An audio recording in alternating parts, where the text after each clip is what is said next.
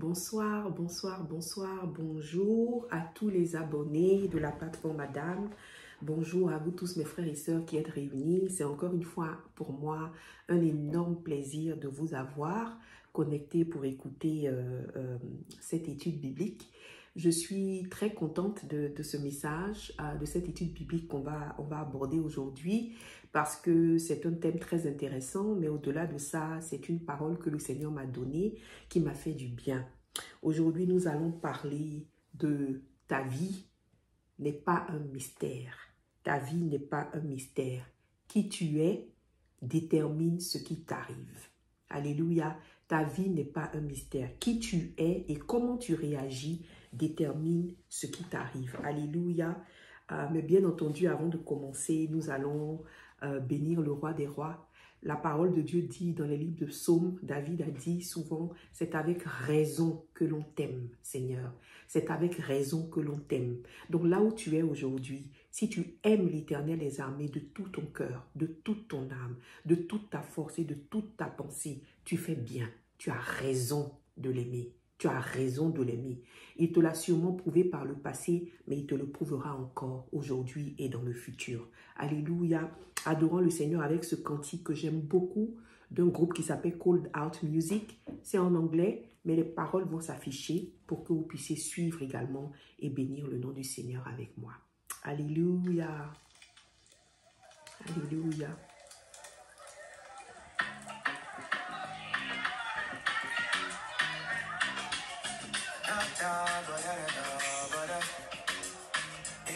Wasn't you that's on my side?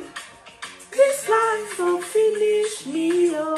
Si c'était pas toi dans ma vie, Seigneur, la vie m'aurait fini. Wonders of your hands, only you that's keeping me. C'est toi seul qui me garde, Seigneur. Plenty, plenty, plenty, plenty, plenty blessings for me. Many, many, many, many reasons to say I'm grateful. And I love you. And I don't take it for granted. So I just want to say that I love you. I really love you, God. Hey. Say that I need you. I really need you, God. Oh. Hey, hey, hey. Plenty, plenty, plenty. Plenty, plenty blessings for me. Many, many, many. Many reasons to say I'm grateful. And I love you. And I don't take it for granted. But I just want to say that I love you. I really love you, God. Oh. Hey, est-ce que tu aimes le Seigneur? Say that I need you. I really need you, God. Oh. Hey, hey, est-ce que tu as besoin du Seigneur? Alléluia, alléluia. On va encore chanter ce cantique et bénir le nom du Seigneur. Chante avec moi, les paroles s'affichent en anglais. Et allez, dans la joie, dans la joie. That's on my side. This life will finish me, oh.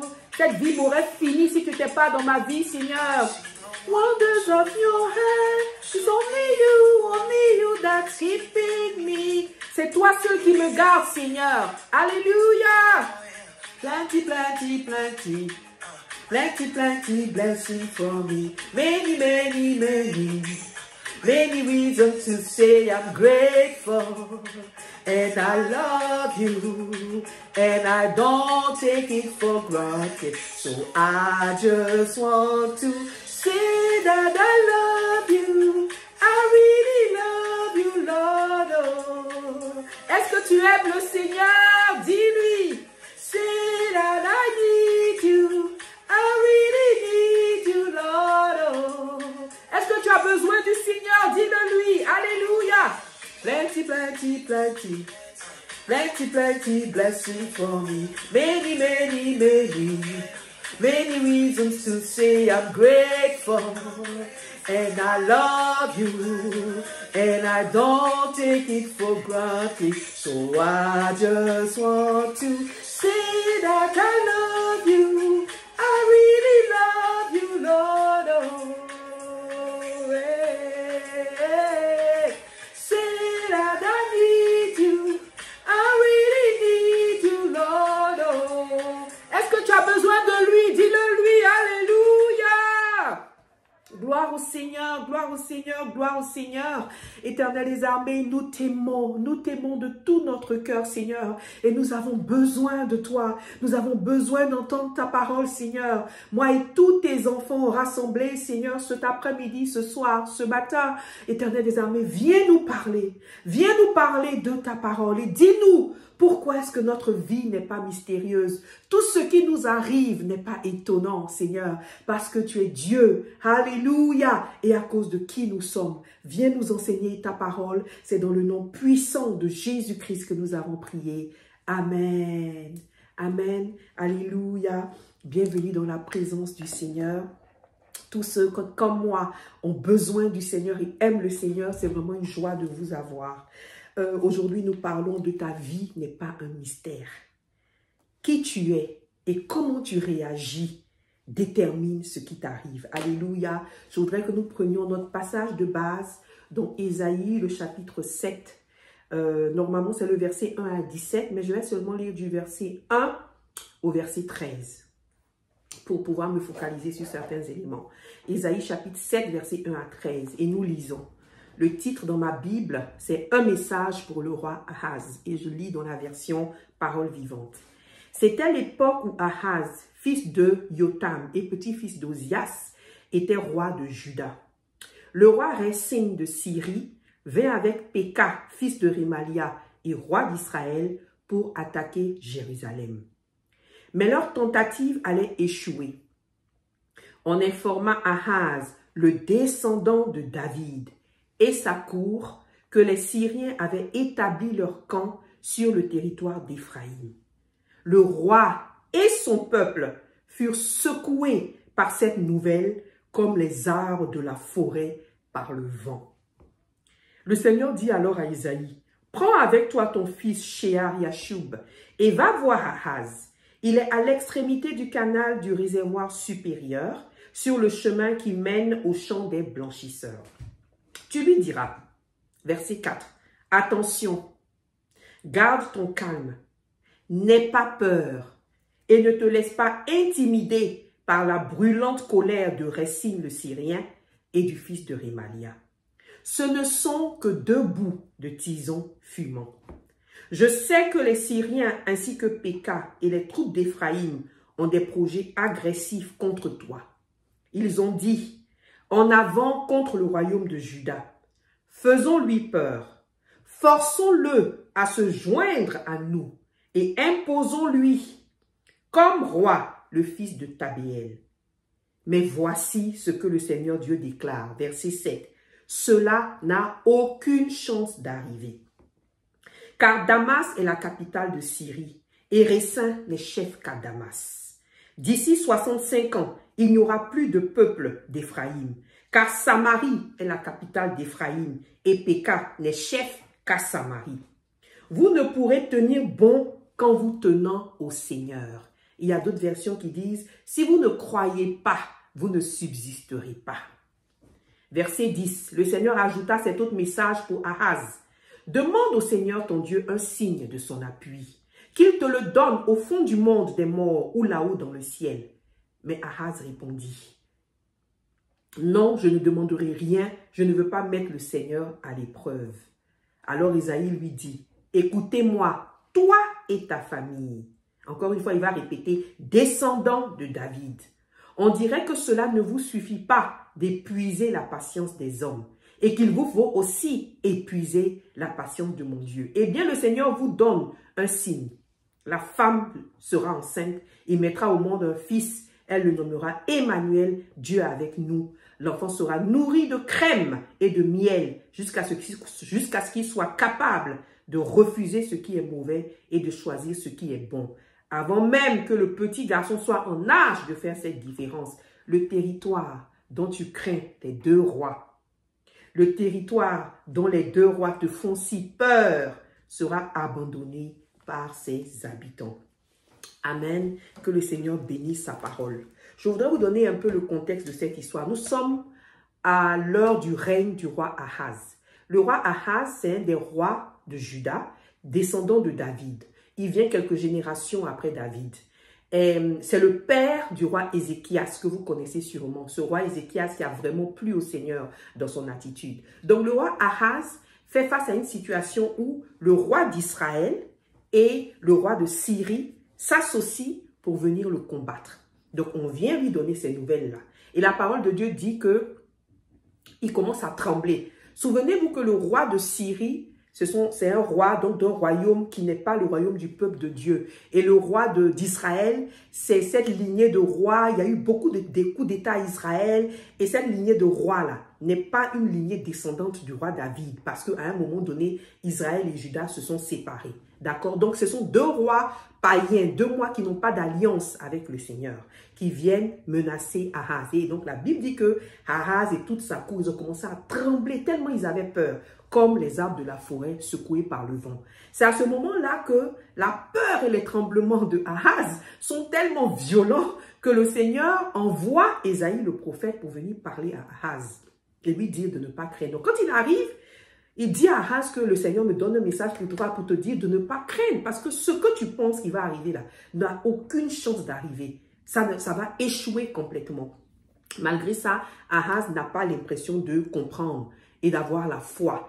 Et Ésaïe lui rappelle, vraiment, insiste, que si tu ne crois pas, tu ne subsisteras pas. C'est avec le Seigneur seul, si tu te tiens à lui, que tu peux réussir et que tu peux vaincre tes ennemis. Mais si tu ne crois pas au Seigneur et si tu n'es pas fidèle, fais attention. Fais attention, l'ennemi risque de t'avoir. Mais Ahaz ne comprend pas, malgré le signe que l'Éternel donne. Donc voici le contexte.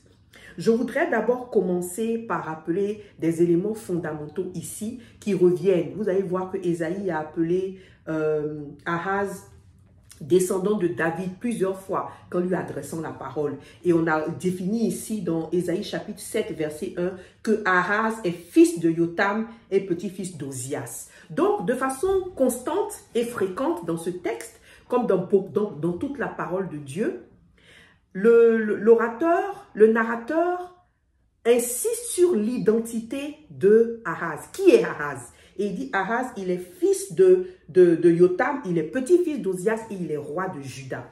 Pourquoi c'est important? Parce que Ahaz est le roi d'une nation qui est enviée énormément par les nations qui l'entourent. C'est une nation enviée et Ahaz est roi de cette nation enviée. C'est son identité dans ce monde. C'est la place que Dieu lui a donnée dans ce monde. Sur cette terre, il est roi. C'est son occupation. Alléluia. De la même manière que toi et moi avons une place que Dieu nous a donnée sur cette terre. Alléluia. Certains sont des professionnels qui travaillent, certains sont des entrepreneurs, certains sont des consultants, certains sont des étudiants. Nous sommes tous fils et filles d'eux. On a un nom de famille, on a une histoire. Donc nous avons une identité, une place que Dieu nous a donnée sur terre comme Ahaz. Alléluia. Alors, qui tu es sur terre et la place que tu occupes là va déterminer ce qui t'arrive. À cause du fait que Ahaz est roi de Juda, à cause du fait qu'il est roi d'un pays et d'une nation qui est beaucoup enviée par ses voisins, qu'est-ce qui lui arrive? Il est attaqué régulièrement par ses voisins, de la même manière que tous les rois de Juda ont de façon répétitive été attaqués par leurs voisins qui enviaient les richesses et les bénédictions de Juda. Donc, parce que Ahaz est roi d'une nation enviée, ses voisins, les autres rois, essaient de l'attaquer. Alléluia. Je voudrais que tu retiennes, avant qu'on avance, quelque chose d'important. La place que tu occupes et là où tu es, qui tu es, détermine ce qui t'arrive. Donc, à cause de ta position, à cause de ce que tu es, à cause des bénédictions que Dieu a dans ta vie, tu seras attaqué par des personnes autour de toi. Il faut que tu te tranquillises. Ce n'est pas un mystère. Ta vie n'est pas un mystère. À cause de qui tu es et la place que Dieu t'a donnée sur cette terre, il y aura des gens qui seront contre toi, il y aura des gens qui ne seront pas d'accord avec toi, etc., etc. C'est parce que tu as une position particulière et ils ne sont pas d'accord avec. Alléluia. Donc, qui tu es détermine ce qui t'arrive, va déterminer les attaques.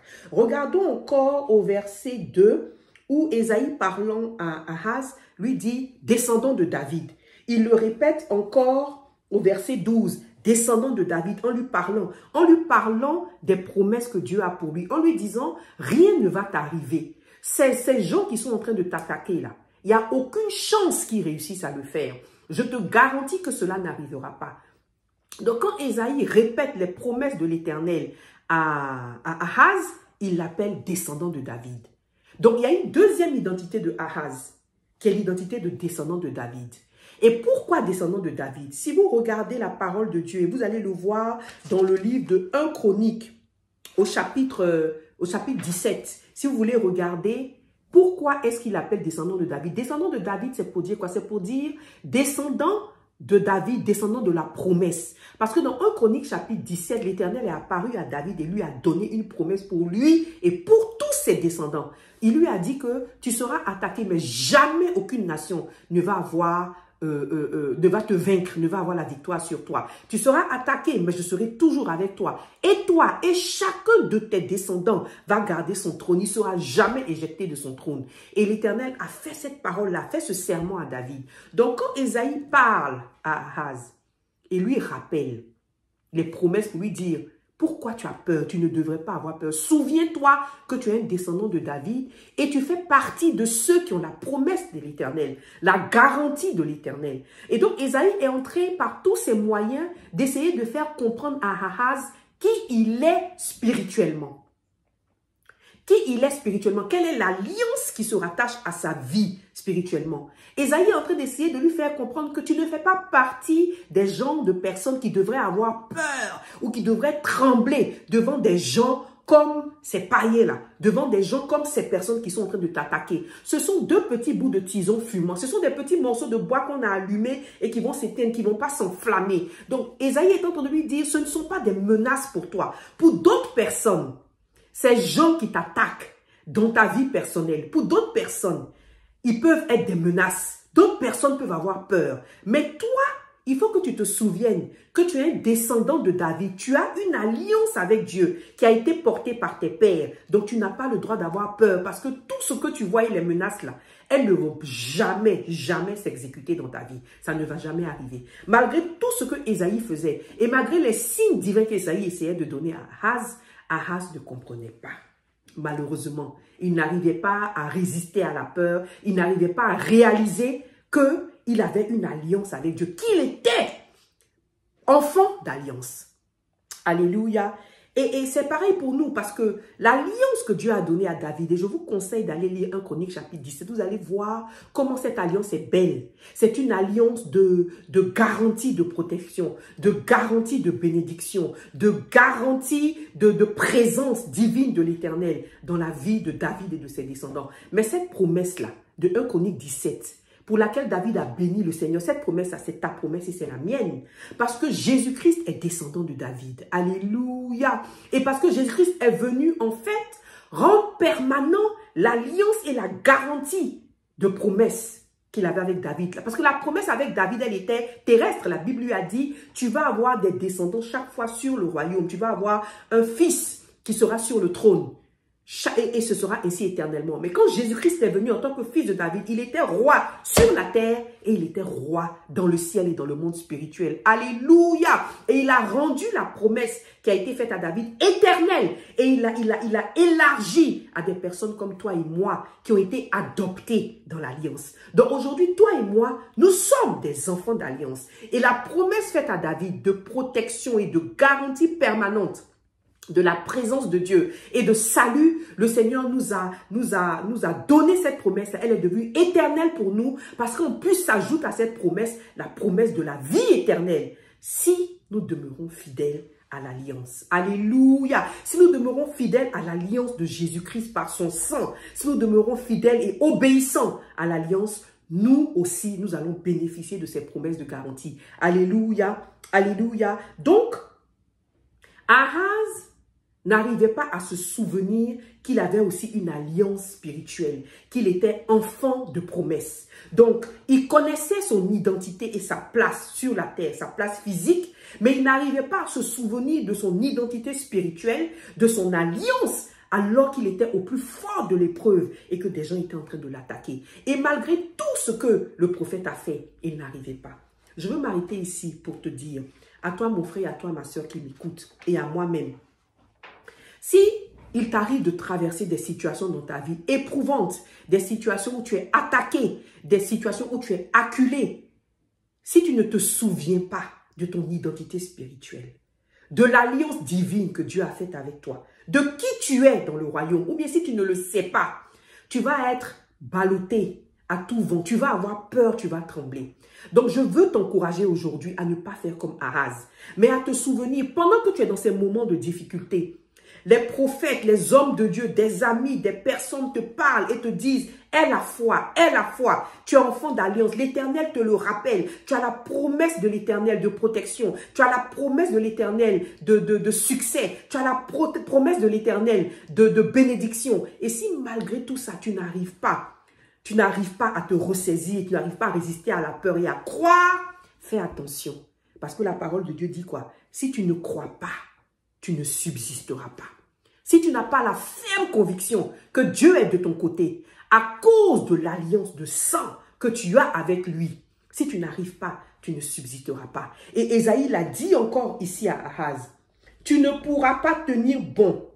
Tu ne pourras tenir bon qu'en te tenant au Seigneur. C'est en t'accrochant au Seigneur que tu vas tenir bon et que tu vas traverser cette épreuve avec succès et que personne ne pourra te toucher. C'est en t'accrochant au Seigneur. Donc, je veux te rappeler ça. Alléluia. Je ne sais pas à qui je parle, mais je veux te rappeler, quelles que soient les difficultés, les épreuves que tu traverses, quels que soient les noms que tu as reçus, quelles que soient les mauvaises nouvelles que tu as reçues, quelles que soient les portes qui sont fermées devant toi aujourd'hui, quelle que soit l'insistance que l'ennemi a de t'attaquer, je veux te dire aujourd'hui, souviens-toi de ton identité spirituelle. Souviens-toi que tu as une promesse et une alliance de Dieu. Il a garanti qu'il est avec toi par le sang de Jésus-Christ. Et souviens-toi que ce qui t'arrive n'est pas un mystère. Parce que tu as une place physique, tu es quelque part et le diable n'est pas content. C'est pour ça que tu es attaqué. Alléluia, alléluia, gloire au Seigneur.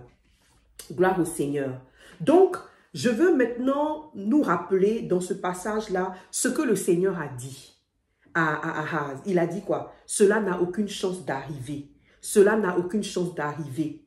Leur tentative va échouer. Je veux juste te rappeler ces éléments-là. Alléluia, à cause de ton identité spirituelle. Parlons de ton identité spirituelle. J'espère que comme moi, tu es en train de te rendre compte que si tu ne sais pas ou si tu n'assumes pas cette identité-là, ce sera difficile pour toi. Regardons dans la parole de Dieu des personnes. On va juste prendre deux exemples. Jean-Baptiste qui a assumé son identité. Dans Jean chapitre 1, verset 20 à 23. Jean chapitre 1, verset 20 à 23 que je veux lire. Jean chapitre 1, verset 20 à 23. C'est l'histoire de Jean-Baptiste. En fait, à un moment donné, il était devenu gênant parce qu'il parlait de la venue du Messie, de la venue du Sauveur.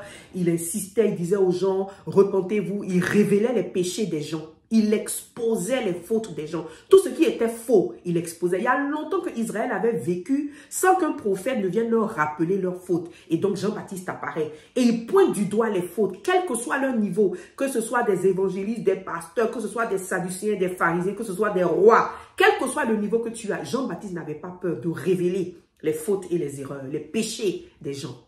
Pour leur dire, vous feriez mieux de vous repentir. Et il a commencé à gêner profondément les autorités religieuses, les autorités du pays. Il a commencé à gêner.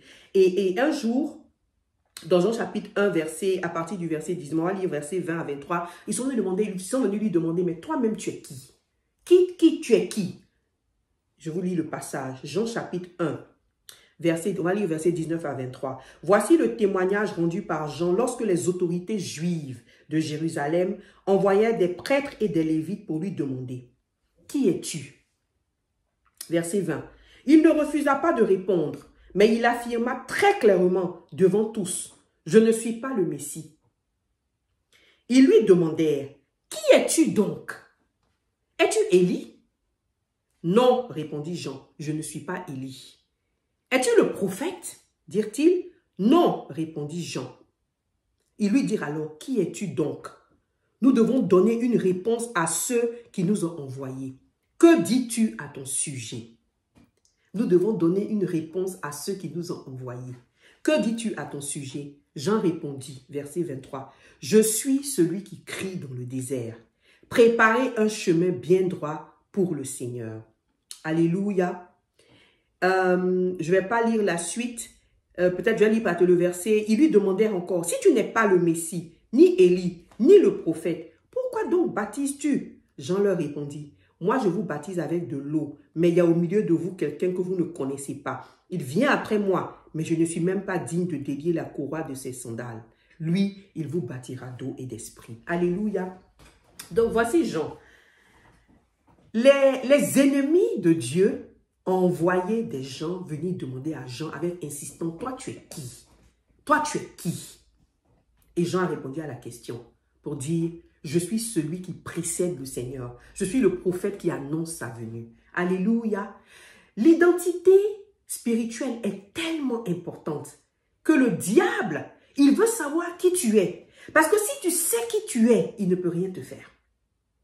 Alléluia. Regardez même dans la vie. Si vous êtes enfant de président, enfant de ministre, enfant de quelqu'un qui est puissant, et que vous vous promenez dans la ville, ou bien vous voyagez, et que vous n'assumez pas votre identité, les gens vont vous traiter n'importe comment.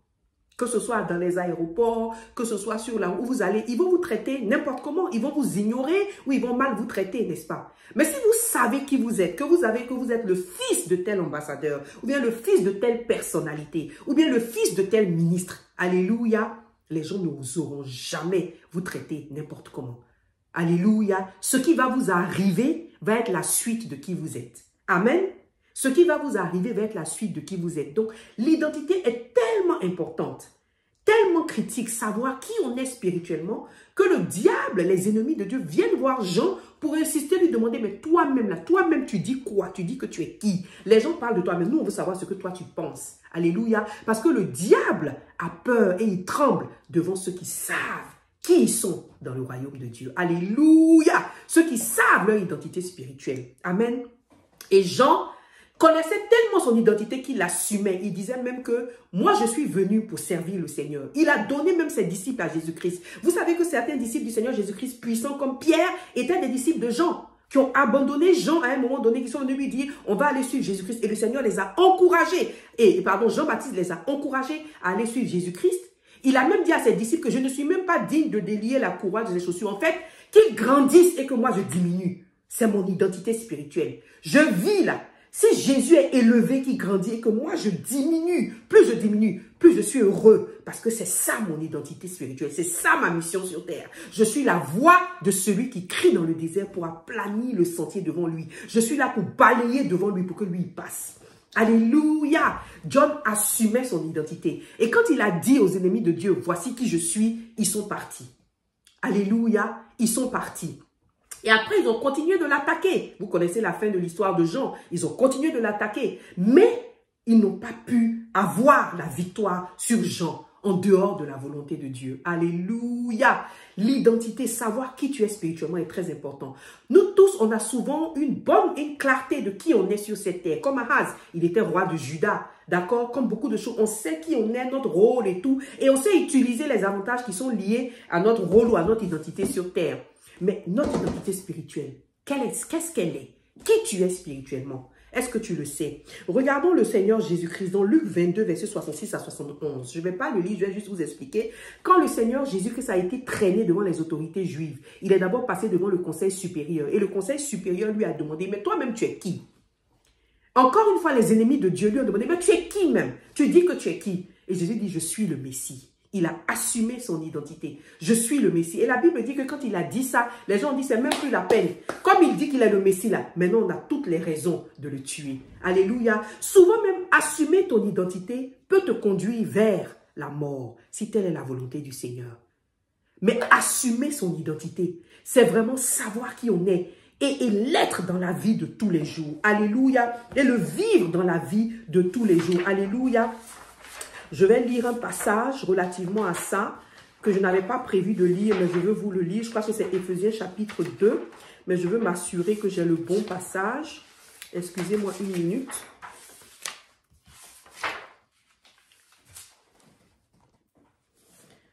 Éphésiens chapitre 2, le verset 10. Éphésiens chapitre 2, le verset 10. Ça veut dire quoi? Assumer son identité, assumer qui on est. La parole de Dieu dit dans Éphésiens 2, verset 10. En effet, c'est Dieu qui nous a formés.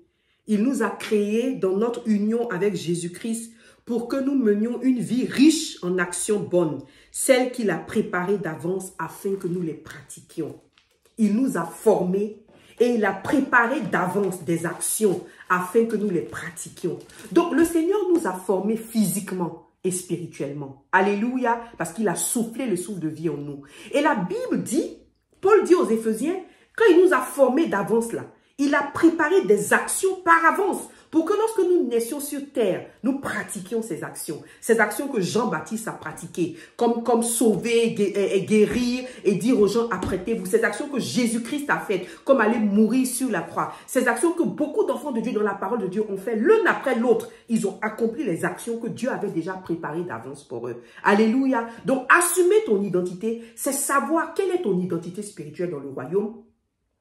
À quoi Dieu t'a appelé dans le royaume? Qui tu es dans le royaume spirituellement? Quelle est ta place? Et à prendre cette place, c'est-à-dire à vraiment faire les actions que Dieu a préparées d'avance. Et pour ça, il faut que tu saches quelles sont les actions que l'Éternel a préparées d'avance pour que tu puisses les accomplir. Avant que tu ne sois né, Dieu a dit, voici les actions que Dorcas va accomplir. Dieu a dit, voici les actions que telle sœur ou tel frère va accomplir. Voici ces actions et tu dois pouvoir les accomplir. Tu dois pouvoir poser ces actions-là. Tu dois les faire, mais il faut que tu les connaisses. Alléluia. Mais c'est tellement important de les connaître parce que le diable tremble devant celui qui connaît son identité et qui sait les actions qu'il doit poser. Parce que tu es ferme et tu es inébranlable. Quelle que soit la difficulté, l'épreuve, tu es ferme et tu sais, voici l'action que je dois poser. Voici l'action que je dois poser maintenant. Voici l'autre action que je dois poser maintenant. Voici l'action que je dois poser. Et personne ne peut te dévier de ta route. Parce que tu sais que c'est des actions préparées d'avance et tu sais qui tu es. Alléluia, que le Seigneur, dans sa grâce, te permette de découvrir ton identité spirituelle et l'action que tu dois accomplir parce que c'est ça qui te préserve. Alléluia, c'est ça que le diable voit et il fait demi-tour. Alléluia, revenons à Akaz. Revenons à Akaz. Vous pouvez lire l'histoire d'Akaz lui-même dans 1 Roi chapitre 16 parce que Ésaïe 7 ici nous raconte ce que Dieu a envoyé Ésaïe à dire à Ahaz. Mais l'histoire même d'Ahaz lui-même là, elle est dans 1 Roi chapitre 16. Malgré que l'Éternel lui ait dit, n'aie pas peur, je suis avec toi. Ahaz était tellement dans l'angoisse et dans la peur, de 2 bouts de tison fumant, de 2 bouts d'allumettes, pendant que lui il voyait des géants, et c'était le cas, la Syrie était un grand royaume, alléluia, et Israël était un grand royaume, et pendant qu'il les voyait, ces grands royaumes, le Seigneur lui a dit ces 2 bouts de tison fumant, ces 2 petites allumettes, mais il n'a pas compris. Qu'est-ce qu'il a fait? Il est parti chercher le secours chez le roi d'Assyrie. Alléluia. Et il a dit au roi d'Assyrie, viens m'aider. Et c'est le roi d'Assyrie qui est venu combattre pour lui. Le roi de Syrie et le roi d'Israël qui s'attaquaient à lui. Quelle tristesse. Quelle tristesse. Je vais vous lire un élément important. Quelle tristesse de laisser l'Éternel parce qu'on a peur.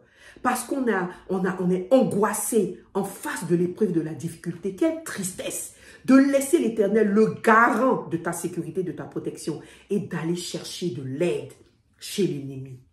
Quelle tristesse, quel malheur pour Ahaz. Il a raté une opportunité extraordinaire. Regardez ce que la parole de Dieu dit dans Ésaïe chapitre 7, verset 4. Ésaïe, l'Éternel a dit à Ésaïe, tu diras à Ahaz, attention, garde ton calme, n'aie pas peur et ne te laisse pas intimider par la brûlante colère de Récin le Syrien et du fils de Rémalia. Ce ne sont que 2 bouts de tison fumant. Je sais que les Syriens ainsi que Péka et les troupes d'Éphraïm ont des projets agressifs contre toi. Ils ont dit, en avant contre le royaume de Juda, faisons-lui peur, forçons-le à se joindre à nous et imposons-lui comme roi le fils de Tabéel. Amen. Vous voyez un peu l'objectif du diable quand il a attaqué Ahaz. C'était quoi l'objectif du diable? Il avait des projets agressifs contre Ahaz. Et quel était son objectif? Faire peur à Ahaz. l'intimider et le forcer à se joindre à eux. Le forcer à abandonner l'alliance qu'il avait avec le Dieu des armées, l'Éternel, et se joindre à eux dans le mal, dans l'idolâtrie. Forçons-le à se joindre à nous et imposons-lui. Quel était l'objectif du diable? Imposer à Ahaz un style de vie qui est contraire au style de vie que l'Éternel voulait. Voici l'objectif du diable chaque fois qu'il t'attaque. Il veut te faire peur. Il veut me faire peur. Il veut t'intimider. Il veut m'intimider. Il veut te paralyser par la peur pour que tu ne puisses rien faire, que tu oublies qui tu es et l'alliance que tu as avec Dieu. Il veut semer le doute en toi. Et quelle est la fin de ça? Ce qu'il souhaite en faisant ça, c'est que tu abandonnes l'alliance que tu as avec Dieu. Que tu abandonnes ton style de vie divin. Que tu abandonnes ton amour pour le Seigneur. Que tu t'éloignes de Dieu et que tu te rapproches du mal pour te joindre à lui, à faire le mal. Pour te joindre à lui, à vivre dans le péché. En fait, il veut t'arracher ton salut. Voici l'objectif du diable en t'attaquant. Et si tu ne te souviens pas à ces moments-là, de qui tu es spirituellement, du fait que tu es enfant de Dieu, que tu as une alliance solide avec l'Éternel, comme la Bible dit dans 1 Chronique 17, que tu as une alliance solide et bien menée, bien tissée, bien ficelée avec l'Éternel, une alliance de protection, de garantie, de promesse, de bénédiction, de sécurité, de présence. Si tu abandonnes ça et que tu sers le diable, tu vas te joindre à lui, tu auras permis au diable de gagner. Et c'est ce que Ahaz a fait malheureusement. Il a permis au diable de gagner et il a abandonné Dieu pour aller se joindre à l'ennemi. Par contre, regardez l'histoire de son fils Ézéchias. Vous allez voir son histoire dans 2 Rois, chapitre 17, chapitre 18 et chapitre 19. Il est le fils de Ahaz. Ahaz est mort. Il est mort dans une façon de vivre qui ne plaît pas à Dieu. Il est mort misérablement. Ézéchias est devenu roi à sa place. Dans le même contexte, et je vous conseille de le lire, 2 Rois 18 et 19, dans le même contexte, le roi d'Assyrie, cette fois-ci, il envoie son chef d'état-major rencontrer Ézéchias. Le chef d'état-major arrive et il parle à tout le peuple. Hein. Il parle aux personnes qui sont dans le gouvernement d'Ézéchias, mais à tout le peuple. Il parle fort, il parle en hébreu, il parle dans leur langue. Il ne parle pas dans sa langue, il parle dans leur langue pour qu'eux ils comprennent ce qu'il est en train de dire. Et il les menace et il leur dit, vous pensez que Ézéchias, parce que souvenez-vous, Ézéchias était un roi, contrairement à son père, il aimait Dieu, il servait Dieu, il s'était démarqué du péché. Il avait enlevé toutes les idolâtries, toutes les idoles, tous les autels que son père avait fait, tous les rois d'Israël avant lui. Et il servait l'Éternel de tout son cœur et il emmenait le peuple à le faire. Donc le chef d'état-major du roi d'Assyrie vient et il dit à Ézéchias, il dit à son peuple en fait à haute voix dans leur langue que c'est Ézéchias que vous suivez. Lisez le passage, il est trop intéressant. C'est Ézéchias que vous suivez. Vous pensez que celui-là, il a la capacité de vous protéger de nous, un si grand royaume, mais il est en train de vous leurrer. Il n'y a personne sur cette terre qui peut vous protéger de la Syrie. Ézéchias vous ment. Il va aller chercher l'aide où? Il va aller chercher l'aide dans l'Égypte et il commence à citer d'autres rois qui sont le soutien d'Ézéchias. Et quand Ézéchias reçoit ce message-là, le message est maintenant mis dans une lettre qu'on lui envoie. Et il reçoit la lettre. Contrairement à Ahaz, quand Ézéchias reçoit la lettre, il vient et il consulte, la Bible dit qu'il consulte l'Éternel. Il consulte le prophète, il consulte Ésaïe. Et ensuite, il va avec cette lettre devant l'Éternel. Et la Bible dit qu'il présente la lettre devant le Seigneur. Et il rappelle à l'Éternel sa promesse et son alliance. Alléluia! Au plus fort de l'épreuve et de l'attaque de l'ennemi, lorsque tout était noir, tout semblait perdu, et que le chef d'état-major de l'Assyrie était aux portes du royaume, alléluia, Ahaz s'est présenté devant Dieu avec la lettre de menace qui lui a été remise. Et il a dit, Dieu éternel, à moins que tu ne sois pas Dieu, mais je te rappelle les promesses que tu as faites à mon père David, pour moi et pour mon royaume et pour mes descendants. Je te rappelle cela. Tiens-toi pour nous dans ce moment. Et Ézéchias se tient devant Dieu. Alléluia. Je pense quand même que je vais vous lire la suite de ce qui s'est passé. Je vais prendre ce passage-là. 2 Rois. 2 Rois, voilà, 19. Voilà. Je vais prendre ce passage, 2 Rois 19, et je vais lire versets 32 à 35. Donc, Ézéchias se met devant le Seigneur. Contrairement à Ahaz, qui est tremblant de peur, qui est angoissé, paralysé, qui oublie même qui il est, qui s'en va chercher le secours avec un autre roi, chez l'ennemi lui-même, Ézéchias vient devant l'Éternel, il présente la lettre de menace et puis il dit, Seigneur, voici la lettre de menace, je te la présente. La parole de Dieu, et il consulte Ésaïe. Alors, on dit ici, je vous lis la réponse de l'Éternel. Extraordinaire. 2 Rois chapitre 19, verset 32 à 36. Ésaïe ajouta, « Voilà ce que fera le Seigneur dans son ardent amour. Et maintenant, voici ce qu'il déclare au sujet du roi d'Assyrie. Il n'entrera pas dans cette ville. Il ne tirera pas de flèches contre elle. Il ne lancera pas d'attaque à l'abri des boucliers. Il n'élèvera pas de remblai pour donner l'assaut. Il repartira par le chemin qu'il avait pris pour venir. Il n'entrera pas ici, je le déclare, moi le Seigneur. Je protégerai Jérusalem et je la sauverai, parce que je suis Dieu et par la fidélité à David, mon serviteur. » Verset 35, voilà la beauté. La nuit suivante, l'ange du Seigneur intervint dans le camp assyrien et il fit mourir 185 000 hommes. La nuit suivante, l'ange du Seigneur intervint dans le camp assyrien et il y fit mourir 185 000 hommes. Le matin, les survivants, à leur réveil, découvrirent tous ces cadavres. Alors Sennachérib, le roi d'Assyrie, fit démonter le camp et repartit pour Ninive, sa capitale, où il resta. Un jour qu'il était en prière au temple de son dieu Nisroch, deux de ses fils, Adramélec et Sarécer, l'assassinèrent. Puis ils s'enfuirent au pays d'Arara.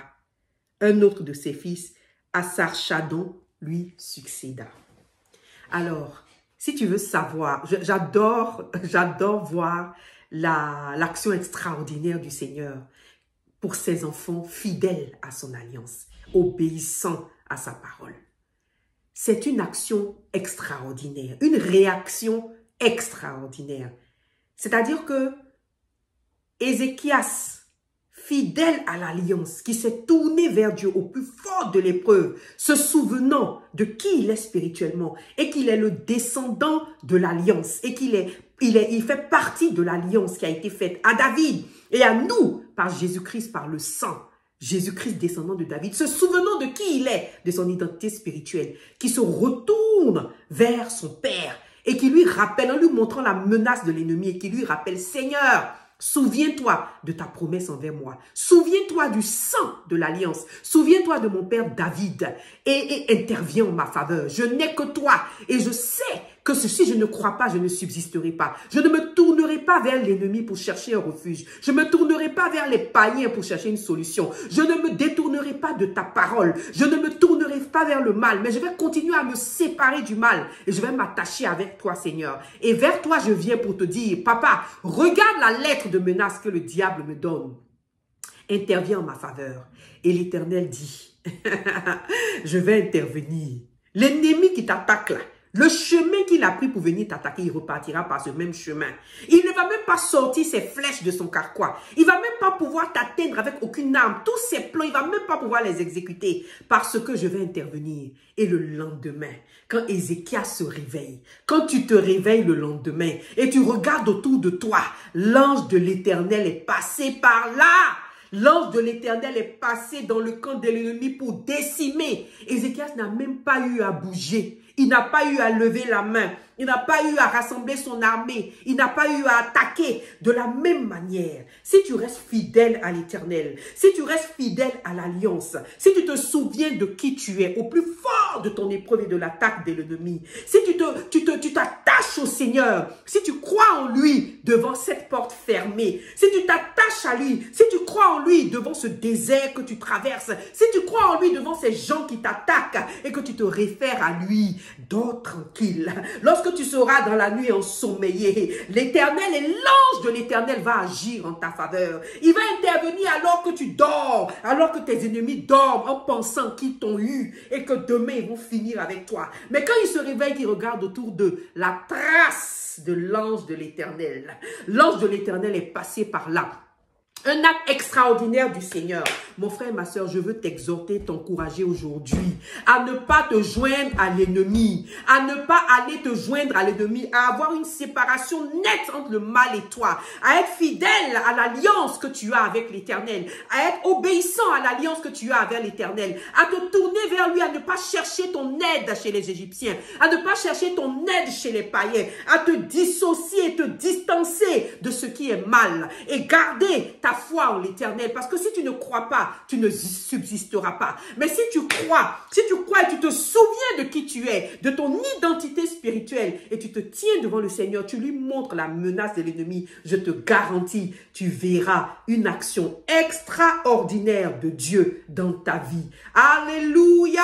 Tu verras une action extraordinaire de l'Éternel dans ta vie. Tu verras agir l'ange de l'Éternel. Tu verras agir l'ange de l'Éternel. Tu n'auras pas besoin de faire des efforts. Tu n'auras pas besoin de te battre. L'Éternel va faire ta bataille. Alléluia. Voici la puissance qui se rattache à connaître son identité, à se souvenir de qui on est, de notre alliance, au plus fort de l'épreuve, et à se tourner vers le roi des rois. Si tu veux goûter à un miracle extraordinaire de la part du Seigneur, voici ce que tu dois faire. Alléluia. Alléluia, alléluia. Est-ce que tu as envie de goûter à cet extraordinaire de la part du Seigneur, à l'intervention de l'ange de l'Éternel dans ta vie? Il te faut simplement faire 3 choses. Numéro 1, il faut que tu saches qui tu es et que tu te souviennes de ton identité spirituelle et de ton alliance avec Dieu au plus fort de l'épreuve. Alléluia. Que tu te souviennes de qui tu es au plus fort de l'épreuve et que tu crois en l'Éternel et que tu aies l'assurance fondamentale qu'il va se tenir par sa promesse et qu'il va intervenir pour toi. Alléluia. Il faut absolument que tu résistes à la peur. L'Éternel a dit à Ahaz, attention, attention, ne te laisse pas intimider. Il faut que tu résistes à la peur et que tu ne te laisses pas intimider. Le diable est en train de te tester. Il ne sait pas que tu sais qui tu es. Il essaie de te faire peur. Ne te laisse pas intimider. Ne laisse pas ta peur te paralyser. Ne te sens pas menacé devant 2 petits bouts d'allumettes dans ta vie. Alléluia. Et troisièmement, assure-toi que tu es fidèle dans ta marche avec Dieu, que tu es fidèle à l'alliance, que tu te sépares du mal, que tu ne te joins pas à l'ennemi. Alléluia. Et à ce moment-là, tu verras une action extraordinaire de Dieu dans ta vie. Alléluia. Ce mois de mars, c'est le mois de l'extraordinaire.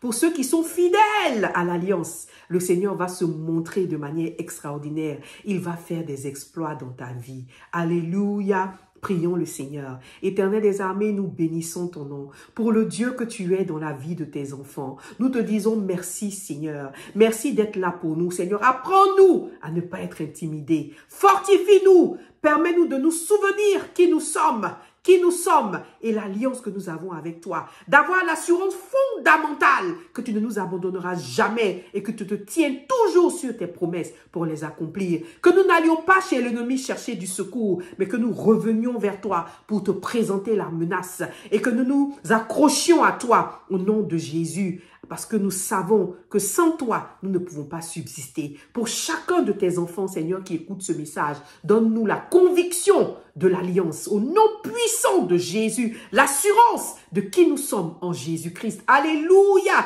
Et la ferme confiance que, Seigneur, tu nous délivreras et que nous ne devons surtout pas nous joindre à l'ennemi et faire le mal.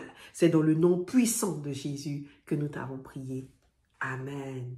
Alléluia, que le Seigneur te bénisse, va et ne te laisse surtout pas intimider par l'ennemi. Que Dieu te bénisse. Amen. Bye.